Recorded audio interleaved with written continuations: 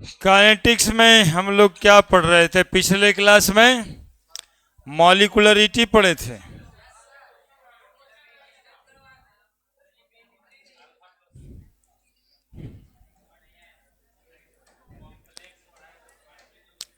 अरे क्वेश्चन तो हम लोग खोज के रखे ही नहीं। ये वाला था ना? पता नहीं इसमें कुछ उधरे गड़बड़ था तो क्या करेंगे, इस पे आएंगे। इसमें कुछ बात था, आगे बढ़ते हैं। अभी तक तो इसमें जो बातें हैं वो यहीं तक है। अब यहीं से कुछ इधर है इसमें, देखे नहीं, आज हमको याद ही नहीं है। आएंगे फिर कभी।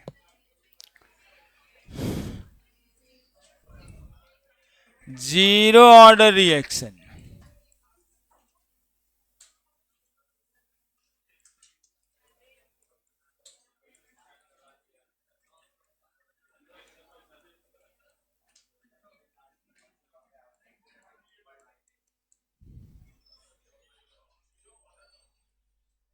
Reaction, zero order reaction.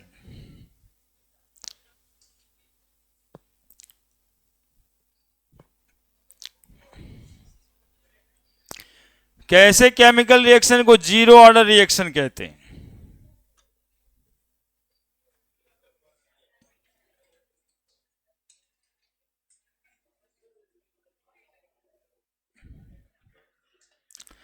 कैसे केमिकल रिएक्शन को जीरो ऑर्डर रिएक्शन कहते हैं? तो कहते हैं कि ऐसा रिएक्शन जिसका रेट ऑफ रिएक्शन किसी भी कंसंट्रेशन टर्म पे डिपेंड नहीं करे, है ना? ऐसा केमिकल रिएक्शन जिसका रेट ऑफ रिएक्शन कंसंट्रेशन पे डिपेंड नहीं करे, उसको कहेंगे जीरो ऑर्डर रिएक्शन। जैसे कि पिछले दिन आप लोग पढ़ रहे थे कि A plus B B that is equal to बनेगा प्रोडक्ट। तो अकॉर्डिंग टू रेट लॉ के हिसाब से के बराबर नहीं, रेट बराबर, यानी रेट ऑफ रिएक्शन बराबर क्या लिखना था? के इंटू, बोलिएगा, ए का पावर अल्फा, बी का बी। ऑर्डर ऑफ रिएक्शन बराबर क्या होता है? अल्फा प्लस, और ये हेडिंग क्या कह रहे हैं? यानी कि अल्फा प्लस बीटा बराबर कितना आना चाहिए? यानी कि इस पर पावर जीरो चाहे इस पर पावर जीरो, चाहे दोनों जोड़ के पावर जीरो। तो यदि कंसंट्रेशन का पावर जीरो हो गया मतलब कंसंट्रेशन पे डिपेंड नहीं करता है, यानी कि रेट ऑफ रिएक्शन जो हम लोग लिखेंगे दैट इज इक्वल टू के इंटू कंसंट्रेशन लिखाता है रिएक्टेंट का। यहाँ पे रिएक्टेंट जनरली कोई भी रहे, ए चाहे बी रहे, पावर में क्या उठेगा, तभी नहीं कहेंगे जीरो ऑर्डर रिएक्शन। क्या? जनरली, ये बात लिखे, जनरली रेट ऑफ रिएक्शन के इंटू रिएक्टेंट का कंसंट्रेशन का पावर कितना, then the reaction is called as zero order reaction. और रिएक्टेंट के कंसंट्रेशन के पावर जीरो मतलब वन, यानी रेट ऑफ रिएक्शन बराबर के, आने की कंसंट्रेशन पे डिपेंड नहीं किया। आने की सच type of chemical reaction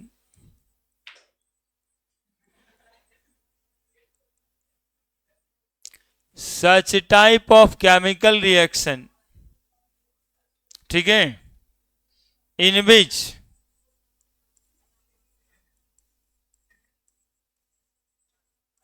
rate of reaction does not depends on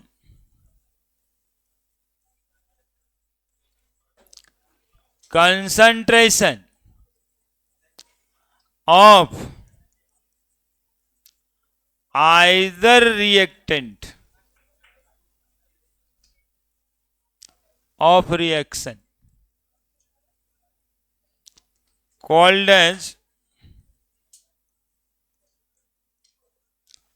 zero order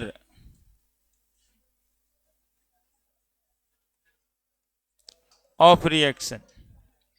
क्या जी समझे कुछ? जीरो ऑर्डर रिएक्शन किसको कहेंगे? Such type of chemical reaction in which rate of reaction does not depends on concentration of either reactant of reaction called as zero order reaction. यानी reactant चाहे जो भी हो उसके कॉन्सेंट्रेशन पर रेट ऑफ रिएक्शन डिपेंड नहीं करेगा, तब आप कहेंगे जीरो ऑर्डर रिएक्शन। किसको कहेंगे जीरो ऑर्डर रिएक्शन? मतलब जिस रिएक्शन का rate of reaction concentration of reactant पर डिपेंड नहीं करे, जीरो ऑर्डर रिएक्शन। और देखो एक दूसरे तरीके से भी कह सकते हो, रेट ऑफ रिएक्शन के इंटू रिएक्टेंट का पावर जीरो, यानी रेट ऑफ रिएक्शन बराबर के, और के को क्या कहते हैं? रेट कांस्टेंट कहते हैं, नहीं कहते हैं? दूसरा डिफिनीशन तो दे रहे हैं जीरो ऑर्डर रिएक्शन का कि such type of chemical reaction for which rate of reaction is equal to rate constant, या if the rate of a reaction is equal to rate constant it called as zero order reaction. किसी भी reaction का यदि rate of reaction किसके बराबर हो जाए? Rate constant के बराबर हो जाए तो उसको हम लोग कहेंगे जीरो ऑर्डर रिएक्शन। और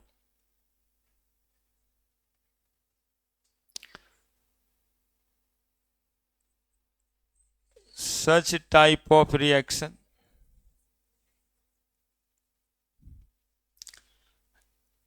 in which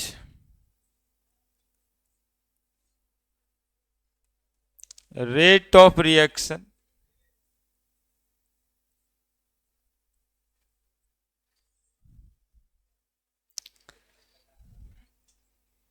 is equal to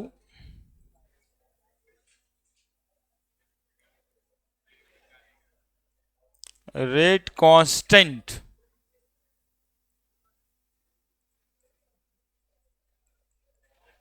of the chemical reaction।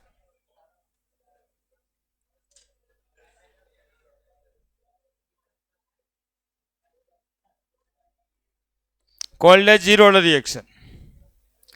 लिखिए ना, वैसे वैसे काय करते रहते हैं, थोड़ा ध्यान दे दीजिएगा तो बस समझते है ही हैं और बिल्कुल दिमाग में याद हो जाएगा।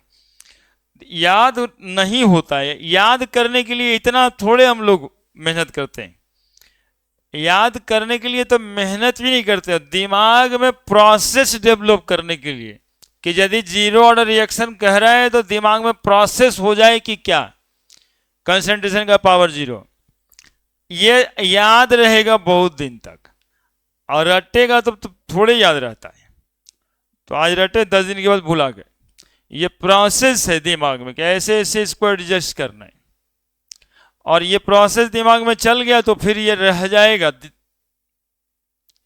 बहुत दिन तक। अल्फा प्लस बीटा बराबर जीरो समझना है। ऑर्डर ऑफ रिएक्शन किसी का जीरो है, इसका मतलब है कि अल्फा प्लस बीटा जीरो है, यानी कि कंसंट्रेशन का पावर जीरो है, और कंसंट्रेशन का पावर जीरो हो गया इसका मतलब कंसंट्रेशन पे डिपेंड नहीं करता है। ऐसे रिएक्शन को हम लोग जीरो ऑर्डर रिएक्शन कहते हैं। इतना ही बात है। अब ये याद हो गया, ये प्रोसेस दिमाग में चल गया तो बस याद हो गया। अब प्रोसेस दिमाग में आपका हम चला ही दें, आप थोड़ा सा करते रहते हैं बदमाशी। दिमाग है ना, उसको भोजन चाहिए, तुरते तुरते भोजन चाहिए, बहुते खाना खाता है दिमाग। दिमागी भोजन।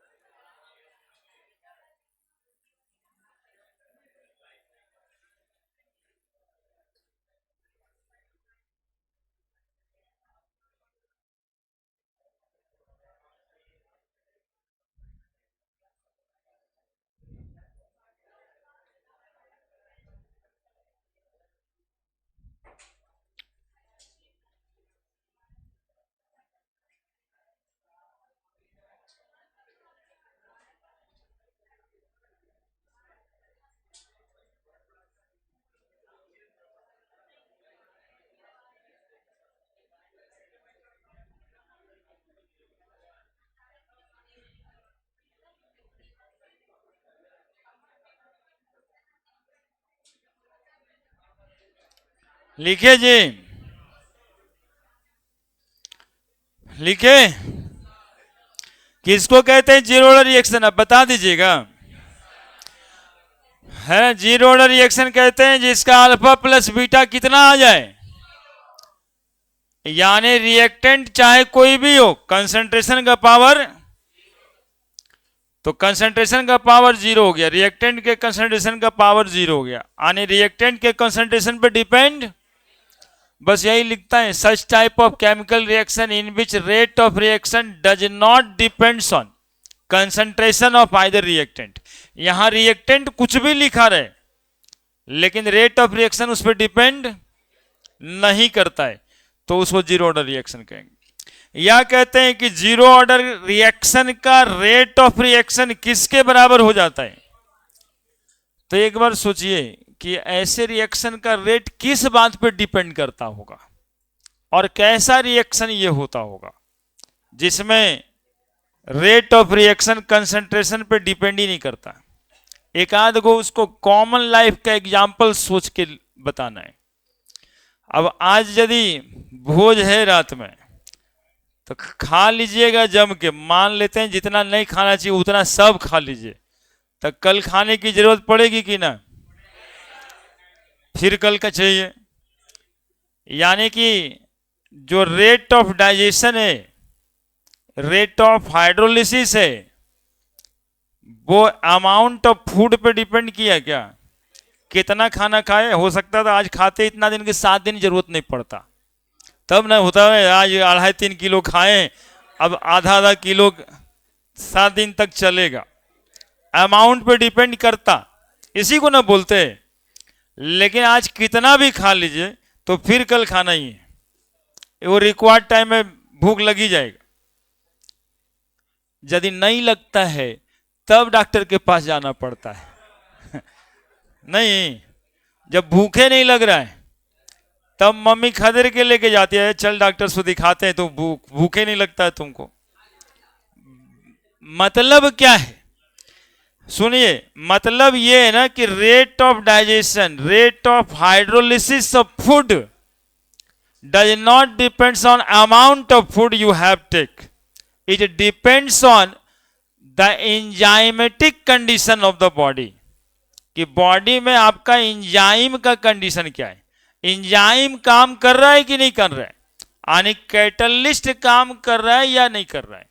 कैटलिस्ट यदि काम कर रहा है तो भूख लगेगा, और कैटलिस्ट यदि काम नहीं कर रहा है तो भूख नहीं लगेगा।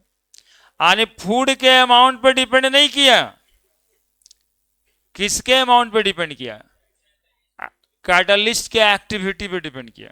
ऐसे रेट ऑफ, ऐसे रिएक्शन का रेट कंसंट्रेशन पे डिपेंड नहीं करता है, इसी को कहते हैं जीरो ऑर्डर रिएक्शन।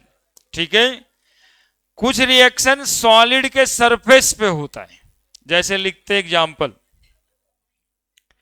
एग्जाम्पल लिखते हैं, example of zero order reaction.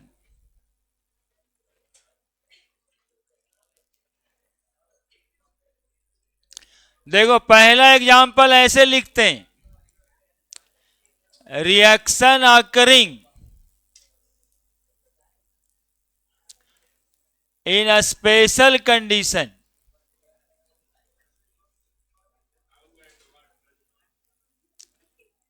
Of reaction. कोई स्पेशल कंडीशन में रिएक्शन करा रहा है तो कंसंट्रेशन पे डिपेंड नहीं कर सकता है। ठीक है, ये अलग एगो मेथड है।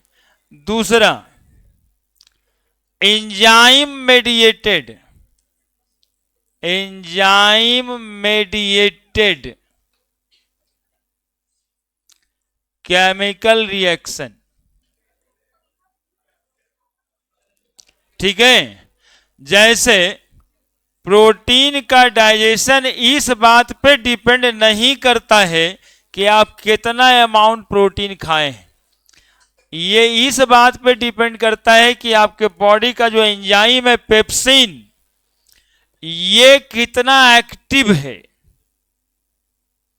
यही स्मॉलर पेप्टाइड में इसको तोड़ेगा, और स्मॉलर पेप्टाइड में फिर ट्रिप्सिन एंजाइम लगेगा, इंटरोपेप्टिडेज लगेगा,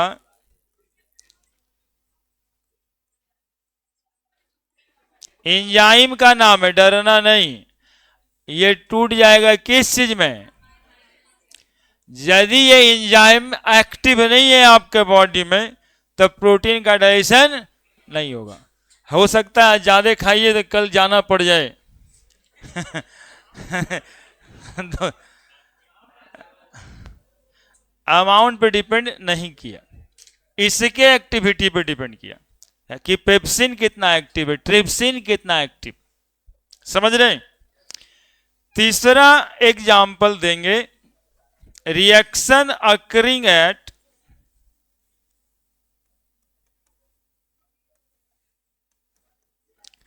the surface of metal.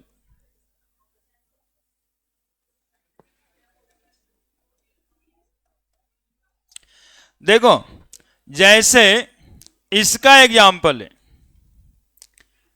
2HI, ये रिएक्शन गोल्ड सरफेस पे होता है, H2 + I2।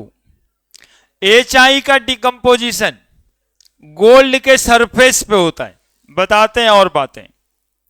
पहला एग्जाम्पल, एग्जाम्पल नंबर 2, इसी में अमोनिया का डिकम्पोजिशन NH3 N2 + 3H2 में टूट जाता है, प्लैटिनम के सरफेस पे टूट जाता है। सुनेगा एग्जाम्पल, यहां ध्यान से इस बात को समझेगा। इसका डिकम्पोजिशन HI के कॉन्सेंट्रेशन पे डिपेंड नहीं किया, तभी ना है जीरो ऑर्डर रिएक्शन। अमोनिया का डिकम्पोजिशन अमोनिया के कॉन्सेंट्रेशन पे करता है क्या? नहीं करता है, तभी तो है जीरो ऑर्डर रिएक्शन। तो किस बात पे रेट ऑफ रिएक्शन डिपेंड करता है, हम ये समझा रहे हैं, सुनिएगा। गोल्ड या प्लेटिनम का ये मेटल मान लेते हैं, ये प्लेटिनम का मेटल है। बोले गोले का ही बनाते हैं सर, जब भी एटम रहता है तो गोली बनाते हैं। चूंकि रदरफोर्ड साहब से पहले थॉमसन साहब ही कह दिए थे कि एटम सारा स्फेरिकल, इसीलिए कोई एटम दिखाना होगा ना तो स्क्वायर वगैरह ये सब बनाने की जरूरत ही नहीं है, वो स्फेरिकल ही होता है। अब देखो स्फेयर का ये जो पोर्शन है उसको सरफेस कहोगे, ये वाला पोर्शन को नहीं कहोगे क्या? ये क्या है, सरफेस ही है ना। यही बतवा पढ़ना रहता है सरफेस केमिस्ट्री में। प्लेटिनम क्या करता है कि अमोनिया को अपने सरफेस पे एडजॉर्ब करता है। बोलो बोलो एक बार, क्या करता है? हाँ, एब्जॉर्प्शन और एडजॉर्प्शन दो अलग अलग शब्द है। एब्जॉर्प्शन नहीं बोले हैं अभी हम बोले हैं अभी एडजॉर्प्शन बोले। एडजॉर्प्शन सरफेस पे होता है, एब्जॉर्प्शन बल्क में होता है, यानी इसके बॉडी के अंदर कुछ चला जाएगा ना तो एब्जॉर्प्शन, और इसके सरफेस पे ही रुक जाएगा तो एडजॉर्प्शन। तो अमोनिया मॉलिक्यूल जो है ये वाला है, ये वाला मॉलिक्यूल जो है अमोनिया है। अब जितना अमोनिया का मॉलिक्यूल इसके सरफेस पे एडजॉर्ब होगा वही डिकम्पोज हो पाएगा N2 या H2 में। तो इसका रेट ऑफ रिएक्शन अमोनिया के कंसंट्रेशन पे डिपेंड नहीं करता, इसका रेट ऑफ रिएक्शन इस बात पे डिपेंड करता है कि कितना अमोनिया प्लेटिनम के सरफेस पे एडजॉर्ब होता है, यानी रेट ऑफ एडजॉर्प्शन पे डिपेंड करता है रेट ऑफ रिएक्शन, न कि अमोनिया के कंसंट्रेशन पे। तो ऐसे रिएक्शन को आप कहते हैं जीरो ऑर्डर रिएक्शन, है ना। मेन ये दो रिएक्शन हुआ, और कोई स्पेशल कंडीशन घुमा फिरा के लिखे ना ऑप्शंस में, जीरो ऑर्डर रिएक्शन हो सकता है, कंसंट्रेशन पे डिपेंड नहीं करेगा। कोई अलग अलग कंडीशन दे, मतलब कूल कर रहे हैं 5 डिग्री सेंटीग्रेड पे रिएक्शन हो रहा है ना, रिएक्शन में फलाना लुइस एसिड लेके आ रहे हैं तब जाके रिएक्शन हो रहा है, दैट इज स्पेशल कंडीशन वाला रिएक्शन जीरो ऑर्डर रिएक्शन होता है ना। वो कंसंट्रेशन इस पे डिपेंड नहीं करेगा, इस पे डिपेंड नहीं करेगा, इस पर लिखेंगे कोई बात, यही बात। एडजॉर्प्शन occurs at surface,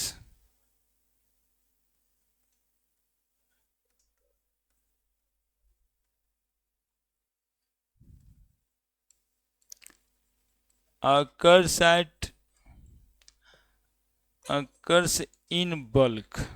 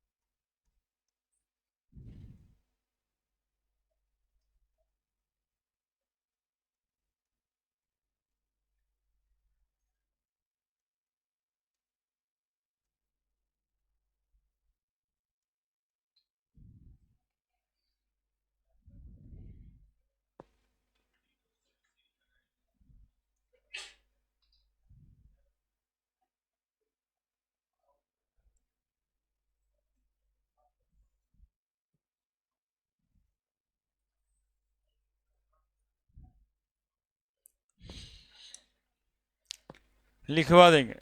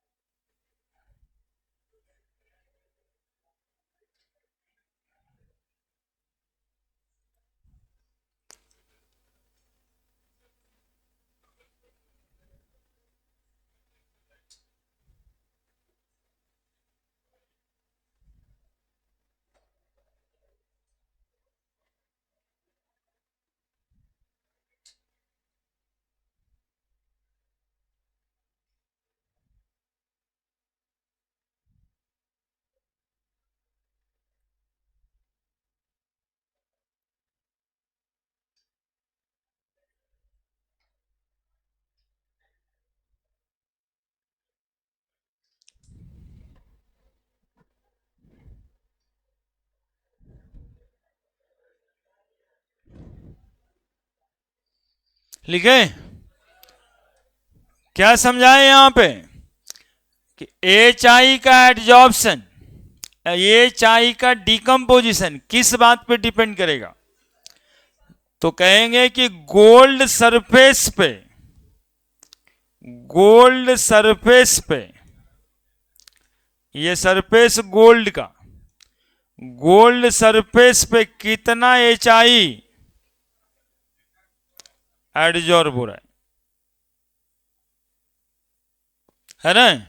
जितना ज्यादा यहां पर एडजॉर्ब होगा, यानी इस गोल्ड के सरफेस पे, कैटलिस्ट है जी, गोल्ड क्या है? कैटलिस्ट है। प्लेटिनम क्या है? यहां पे कैटलिस्ट है। तो गोल्ड के सरफेस पे जितना एडजॉर्ब होगा ना HI, उतना ज्यादा उसका रेट ऑफ रिएक्शन होगा। तो लिखने के बाद नीचे लिखिए एक लाइन,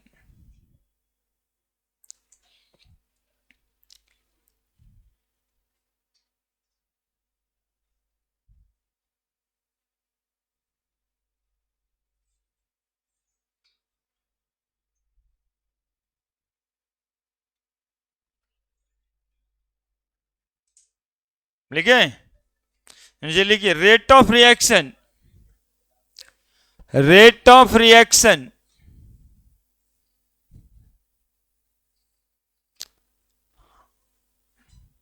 और डिकम्पोजिशन, रेट ऑफ रिएक्शन और decomposition of HI, hydrogen iodide बोलेंगे। रेट ऑफ रिएक्शन और decomposition of hydrogen iodide depends on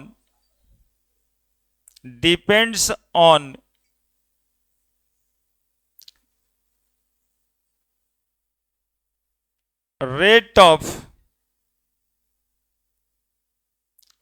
फिर से बोल दें, रेट ऑफ रिएक्शन और decomposition of HI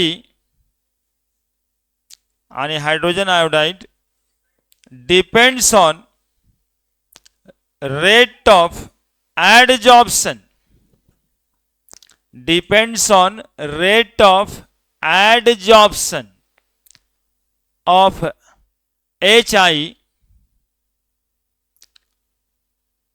hydrogen iodide, rate of adsorption of HI on the surface of gold, on the surface of gold, and it does not depends on, and it does not depends on concentration of HI, concentration of HI does not depends on concentration of, does not depends on concentration of HI taken in the reaction, taken in the reaction,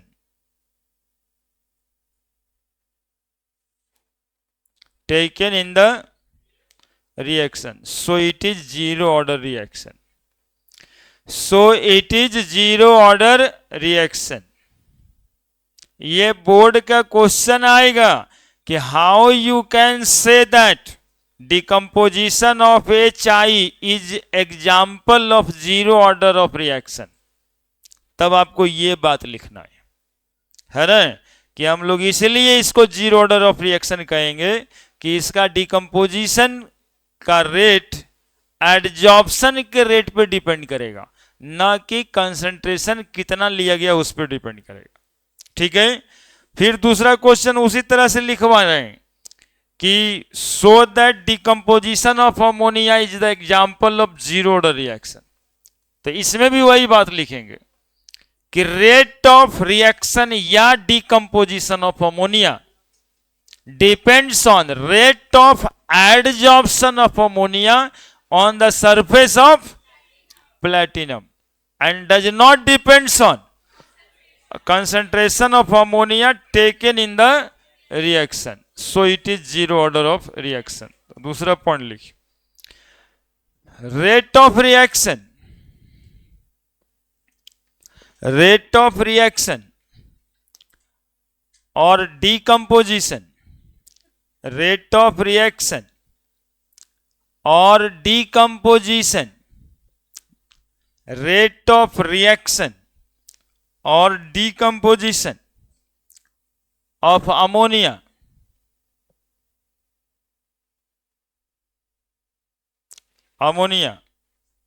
NH3 है ammonia, depends on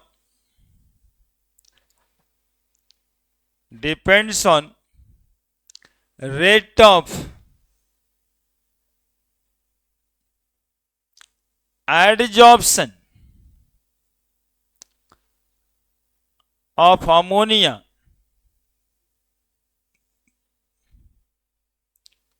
at the surface of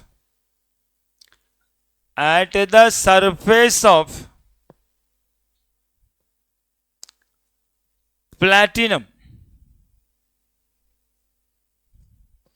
at the surface of platinum, at the surface of platinum, and does not depends on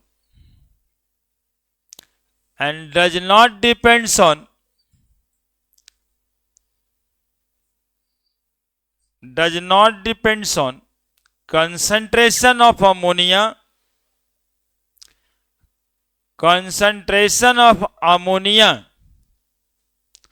taken in the reaction.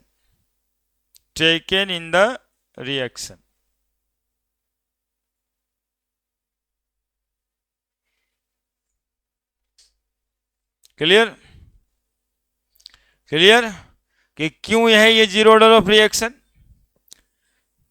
लिख लिए हैं सब, वो absorption लिख लिए ना, वो अलग से उस सरफेस केमिस्ट्री में वही बात पढ़ना रहता है जो अभी बता रहे हैं। यही रेट ऑफ एब्जॉर्प्शन उसी चैप्टर से इस चैप्टर में ले आके बताएं, सरफेस केमिस्ट्री से। और अगला पॉइंट है इंटीग्रेटेड रेट इक्वेशन।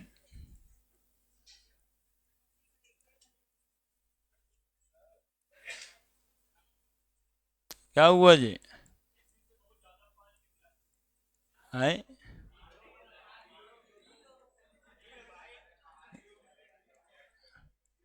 अभी सब क्या बोलने लगता बीच में?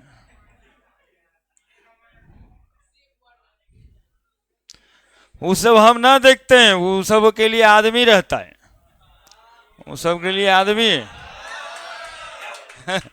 हाँ, उसके लिए अलग से आदमी एक नौकरी करता है उसका, वो जो वो सब देखता है। Integrated rate equation of zero order of reaction.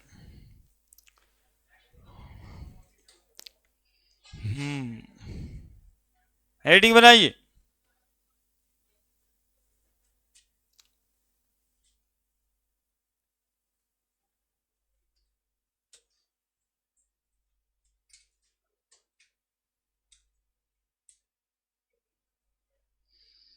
देखिए इसमें क्या करना है, इसमें कैसा रेट इक्वेशन लिखना है। इंटीग्रेटेड रेट इक्वेशन का मतलब क्या, शुरू में ही बताया गया था कि जैसे इसमें हम लोग स्पीड को ही रेट कहते हैं, तो स्पीड दो तरह का था, एक एवरेज स्पीड और एक इंस्टेंटेनियस स्पीड। तो एवरेज स्पीड होता था ना कि 10 सेकंड में कितना, 10 सेकंड में कितना, तो एक स्पीड पड़ा होगा 10वें सेकंड में कितना। तो इंटीग्रेटेड रेट इक्वेशन निकालना है उसके टाइम के लिए, ठीक है, कि 10वें सेकंड में रेट कितना बन रहा होगा, जिसको स्लोप ऑफ द ग्राफ बनाया था, ठीक है। तो इसमें लिमिट लगा के इंटीग्रेट करना होगा इक्वेशन को, ठीक है। इंटीग्रेशन के बाद जो रिजल्ट आएगा वही इंटीग्रेटेड रेट इक्वेशन होगा। तो सुनिएगा, कोई रिएक्टेंट है बच्चा और ये प्रोडक्ट बनता है, तो रिएक्टेंट प्रोडक्ट बना और जीरो ऑर्डर रिएक्शन है तो इसका डिफरेंशियल रेट इक्वेशन ऐसे लिखते हैं क्या, minus D R by D T बराबर क्या लिखोगे, के इंटू रिएक्टेंट का कंसंट्रेशन पावर कितना, ये ना लिखोगे जी। Minus D R by D T याद करो, पहला दिन रिएक्टेंट के कंसंट्रेशन में माइनस लगाया करते थे। Minus D R by D T बराबर के इंटू आर का पावर जीरो, तो minus D R by D T बराबर क्या लिखेंगे, के, तो माइनस डी आर बराबर के इंटू डी टी, तो डी आर बराबर माइनस के इंटू डी टी। जहां पर कौन क्या है क्लियर है ना सबको, minus D R by D T को रेट कहेंगे, के को रेट कांस्टेंट कहेंगे, और आर पावर जीरो है कंसंट्रेशन ऑफ रिएक्टेंट। हम लिख ही न दें का है रेट ऑफ रिएक्शन को हम लोग लिख रहे हैं minus D R by D T, rate constant को हम लोग लिख रहे हैं के, और आर जो लिखे हैं मतलब कंसंट्रेशन ऑफ रिएक्टेंट,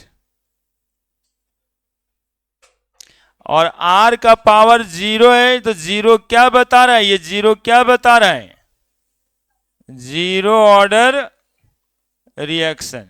लीजिए एक एक अक्षर को एक्सप्लेन कर दिए। Minus D R by D T क्या है, रेट ऑफ रिएक्शन, के क्या है, आर क्या है, आर का पावर जीरो, जीरो क्या बता रहा है, बात खत्म। लिखिए इसको आगे बढ़ाना है।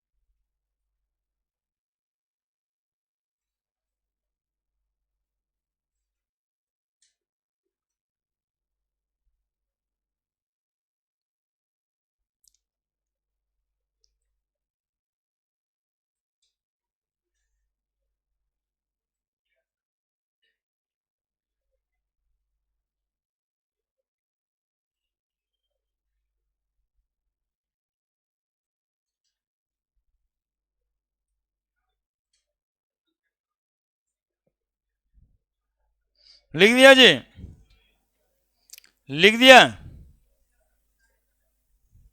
चार को तो लेने में लिखे यार, एक लाइन, दो लाइन, तीन लाइन, चार लाइन, अब बाकी चार लाइन में इसमें क्या क्या क्या था वो लिखे हैं, और क्या। आर का पावर जीरो हो गया, के आ गया यहां पे, तो माइनस डी आर बराबर के इंटू डी टी, तो डी आर बराबर माइनस के इंटू डी टी। अब इसी को इंटीग्रेट कर देंगे, है ना, आर नॉट से आर तक, और टाइम टी बराबर जीरो से टाइम टी तक, ठीक है। तो देखो कैसे क्या करते हैं।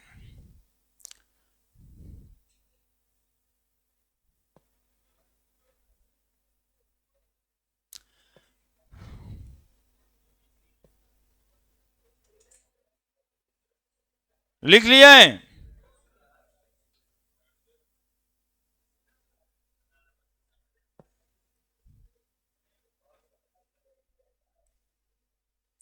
लिख लिया है, अब यही आगे बढ़ेंगे। ये तो कौन क्या था ये बताए थे। अब देखो यहां से डी आर को लिख देंगे अपॉन इंटीग्रेटिंग बोथ साइड। ओहो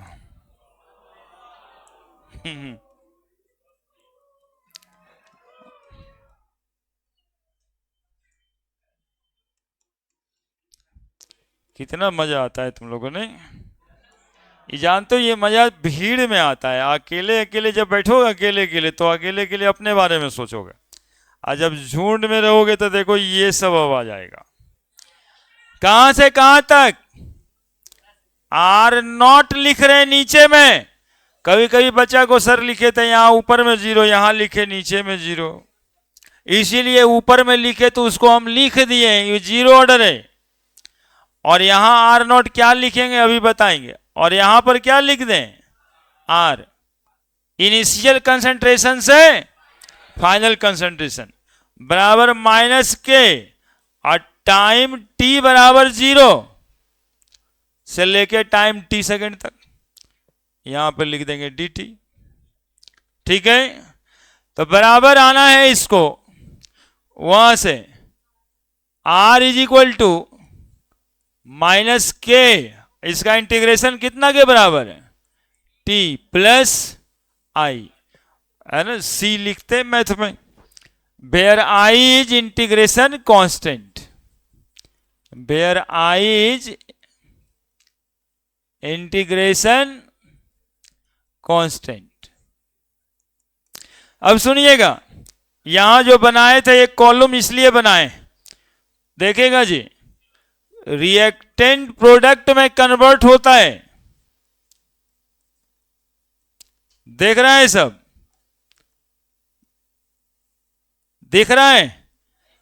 टाइम टी बराबर 0 सेकेंड पे इसका कंसंट्रेशन हम आर नॉट माने हैं, और टाइम टी सेकेंड पे इसका कंसंट्रेशन हमने क्या माना हुआ है? आर। यही टाइम टी बराबर 0 सेकेंड से time T second, concentration R naught से, हाँ ये आर नॉट इसको नहीं पढ़ा जाता, आर का पावर जीरो मतलब जीरो रिएक्शन। ठीक है, ये आर नॉट से लेके आर तक माइनस के टी प्लस आई, सुनते रहिएगा। अब देखो, इफ टाइम टी बराबर 0 सेकेंड, तो ये आर बराबर हम लोग लिख सकते हैं क्या? Are not. टाइम टी बराबर 0 सेकेंड पे, टाइम टी बराबर 0 सेकेंड पे ये वाला आर कितना है? आर नॉट के बराबर। ठीक है, बराबर माइनस के, टाइम के पास कितना लिखेंगे? अब प्लस क्या हो जाएगा? तो बताओ, देन आई बराबर कितना? देन आई बराबर आने इंटीग्रेशन कांस्टेंट का वैल्यू निकल के आया आर नॉट, इंटीग्रेशन कांस्टेंट का वैल्यू निकल के आया। Put the value, put the value of I in equation 1। R की जगह आर लिखेंगे, माइनस के टी, और आई की जगह क्या लिख देंगे? R naught. फिलहाल यहीं तक, इसके बाद अगले पेज में लिखो। अगले पेज में कितना जल्दी सुन लेता है, जो नहीं सुनना चाहिए।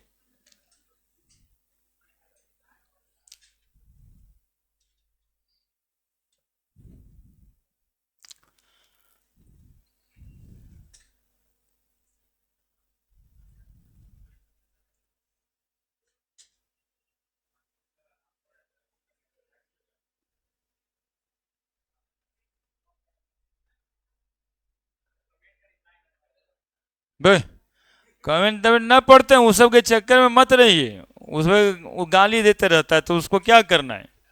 उसको उसको छोड़ देना है। हाँ वो कोई और है,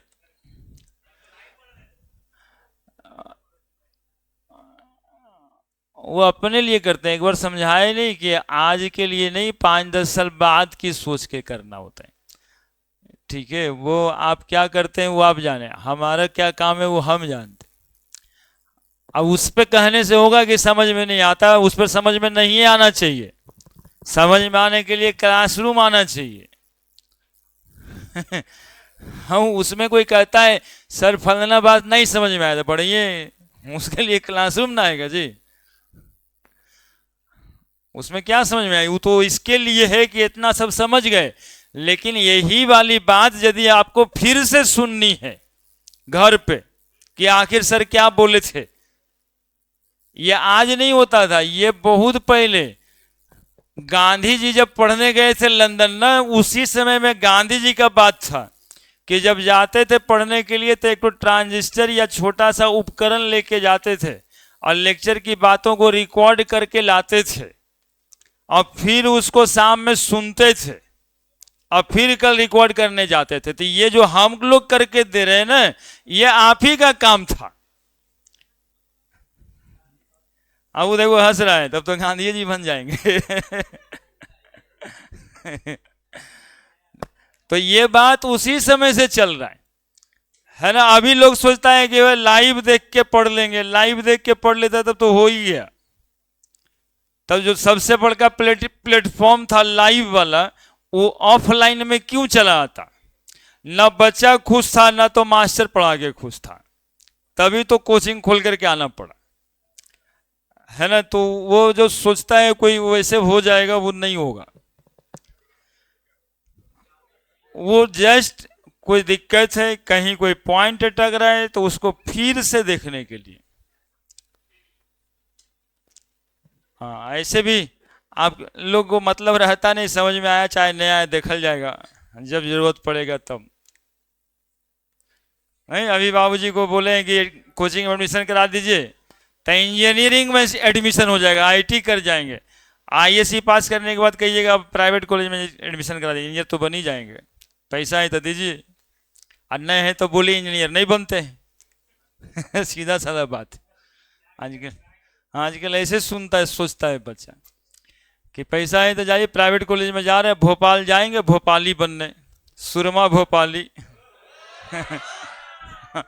ज़्यादातर बच्चा इंजीनियरिंग कॉलेज भोपाल चला जाता है, वहाँ थोड़ा सस्ता कॉलेज मिल जाता है, 60-70 हज़ार रुपये सालाना में कॉलेज मिल जाता है। तो तैयारी करने के बजाय वो कहेगा ना इंजीनियरिंग कॉलेज में एडमिशन ले रहे हैं, सर बैठेंगे नहीं, ड्रॉपर नहीं बनना है हमको। काहे को जानता है कि ड्रॉप करने के बाद हो तो एडमिशन में होगा नहीं। तो कहाँ जाएगा? तो भोपाल जाएगा, मध्य प्रदेश उसका कॉमन जगह है आजकल। तो उसको कहते हैं सुरमा भोपाली बनने गया है, पहले तो भोपाली है ये था। अरे 2-4 को चिढ़ भी गया होगा, हाँ 2-4 को चिढ़ा होगा।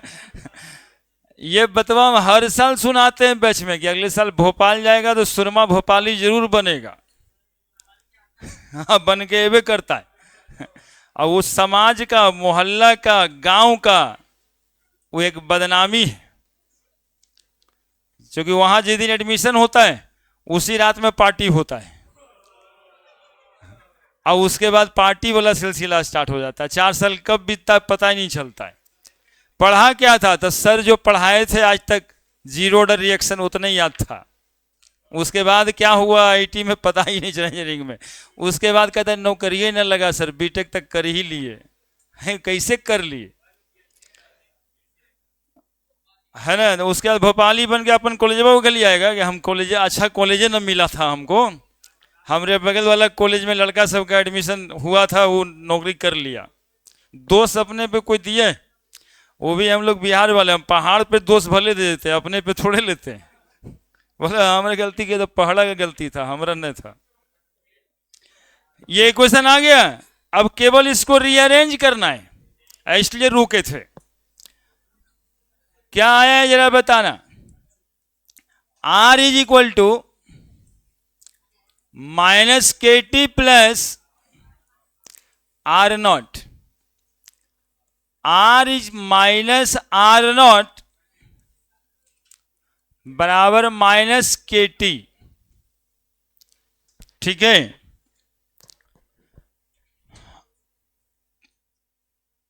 माइनस हटा देंगे जब इसको उल्टा कर लेंगे। R0 minus R is equal to, बोलो क्या लिख दें? के बराबर क्या लिख दें बोलो? R naught minus R by T. यही इंटीग्रेटेड रेट इक्वेशन कहलाता है बाबू। कितना ऑर्डर रिएक्शन का? जीरो ऑर्डर रिएक्शन का। फाइनली रिजल्ट यही आया,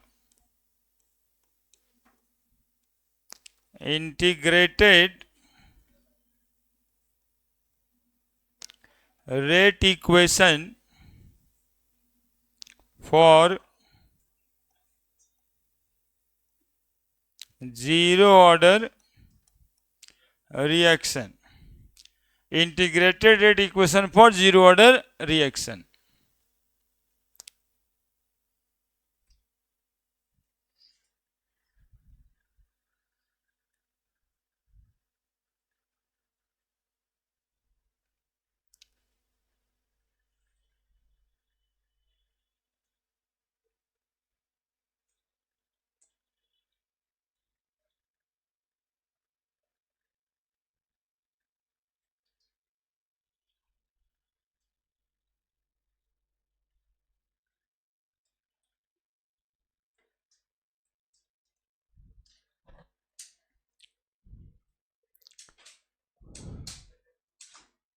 हो गया हो गया हो गया। देखिए पटका पटकी स्टार्ट कर दिया। एक मिनट, के बराबर आ गया और जीरो ऑर्डर रिएक्शन का बाबू, फॉर जीरो ऑर्डर रिएक्शन हो गया है। जीरो ऑर्डर रिएक्शन आप लोग देखे थे कि रेट बराबर क्या आया था बताओ?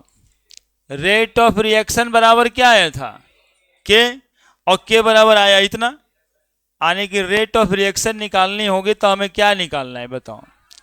R naught minus R by T. हो गया। रेट कांस्टेंट भी निकल जाएगा, रेट ऑफ रिएक्शन भी निकल जाएगा। एक मिनट, ये इक्वेशन देख रहे हैं आप? एक minute, R is equal to minus K T plus R naught, यहां पे वही है। देखिएगा थोड़ा, ये इक्वेशन क्या बाई बराबर सी प्लस एम एक्स पे नहीं है? सिंस, बस एक लाइन इसको कंप्लीट करेंगे तभी ना छोड़ें। Since R is equal to R naught minus K T, R naught minus K T by is equal to C plus M X. बोलिए, लाइक कर रहा है इस पे? जहां पे कौन क्या है तो बाई है ये, सी है ये, ए में माइनस के और एक्स हो गया टाइम टी, है ना? तब तो बरामा में ग्राफ फट से खींच देंगे। किसके किसके बीच? आर और टी के बीच, बाई और एक्स के बीच ना ग्राफ खिंचाता है जी। क्या लाइन होगा बोलो? स्ट्रेट लाइन विथ, अरे नेगेटिव स्लोप। हाँ, slope is equal to minus K, और इंटरसेप्ट ये वाला कितना है? बात खत्म। ये ग्राफ हो गया जीरो ऑर्डर रिएक्शन का। Graph showing zero order reaction. बात खत्म। देखिए आपका टाइम भी हो गया, बात भी हो गया। इतना ही बात होता, हम लोग पूरी की पूरी बात करते।